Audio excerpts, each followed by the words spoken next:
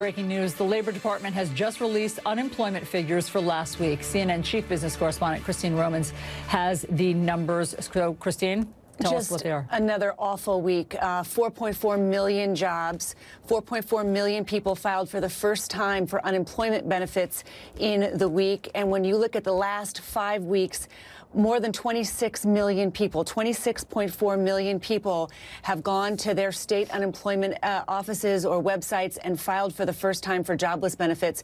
To put that into context, the pandemic has wiped away all of the jobs created, all the job gains since the Great Recession. And just in these past 5 weeks, some 16% of the labor market have filed for unemployment benefits.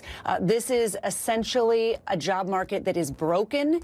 This is what it looks like when you stay at home. You've got all these people losing their jobs and waiting in wait mode now to see what the next move will be and when the economy can start to reopen. The hope, of course, is that this is temporary, but we just don't know the next moves. And so is that the unemployment rate right now? 16%, you're saying? And what's the historical context? Would be elite. I mean, look, we clearly have an unemployment rate today that is the highest it's been since the Great Depression. This is far worse than the Great Recession. This is worse than 1982. No real playbook for it as well. I mean, there are some concerns that the economic figures aren't even capturing all the people who've been sidelined by this just yet. I want to bring in Julia Chatterley, CNN anchor and correspondent, as well as CNN White House correspondent John Harwood. So, Julia, I mean, is it time to just reset our expectations? Because how are these numbers going to do anything but get worse until the economy can safely reopen? It's a great question. This is the fear gauge now, I think, for the U.S. economy. These are jobs lost, furloughed, or people who are simply afraid for what the future looks like here. The expectation, I think, is that we've seen the worst in terms of the weekly numbers that we're talking about of people asking for help. But even now, on a weekly basis, we're still expecting these numbers to remain in the millions. And to your exact point, it's going to come down to a couple of things. When can we start feeling safe enough to reopen states and the nation's economy and get people back to work? And the other thing, of course, comes down to the lending program, the PPP. That was about saving jobs, saving small businesses on a daily basis. So we keep coming back to it, but getting money to those businesses will hopefully stem some of these claims, because it will allow people to remain in their jobs. The success of that remains pivotal. Yeah, I mean, God willing, it depends on how long this goes on. And, John, that brings us to the argument, the political argument, and it's very hard to understand where President Trump is with this, because on some days he encourages people to be liberated and get back to work and encourages governors to reopen. And then yesterday he said something so curious during the press briefing where he claimed that he had said to Governor Brian Kemp of Georgia, who is reopening tomorrow, that he thought that President Trump claimed that he thought that that was a bad idea. So which one is it?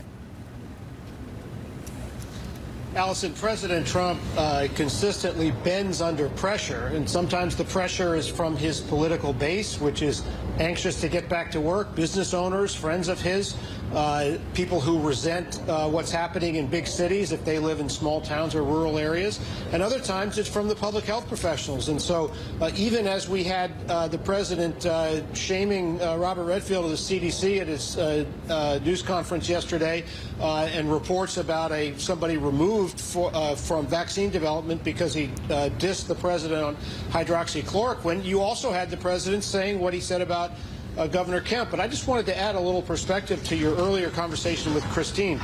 The highest recorded unemployment rate in the history of the United States is 25% during the Great Depression. It is likely now that our actual unemployment rate at this moment is around 20%.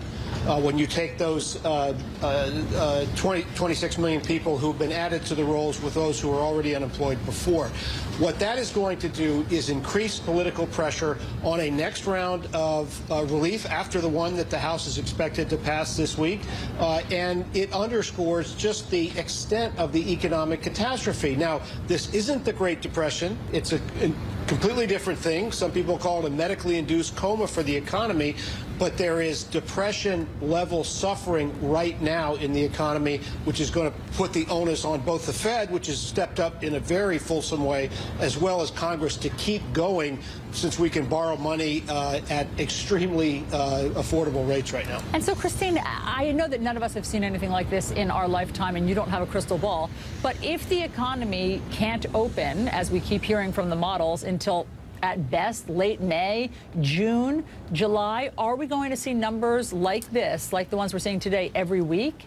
Well, I mean, I think I agree with Julia that maybe the peak has been put in for the worst weekly numbers, but you're going to see just pain every week if you don't have the money flowing. And that's why the Fed and why Congress are working so hard to get that money flowing. We're still in the very early moments of getting that stimulus money, that bailout relief to Main Street, right? And that money is going to start to flow. These enhanced unemployment benefits, those will start to flow as well in the days and weeks ahead.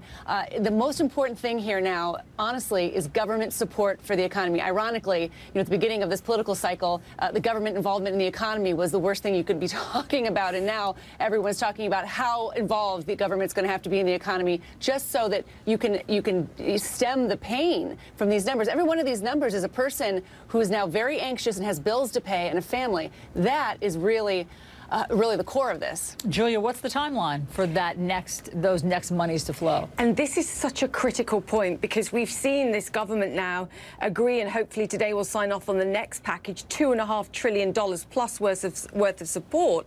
The problem is, when you look at individual states, like our reporting on Florida, just 15% of the people that have actually successfully filed for benefits and money here have actually got the cash in their hands. When we look at small businesses, there was a survey this week. LendingTree said just 5% of successful small businesses have their hands on the cash.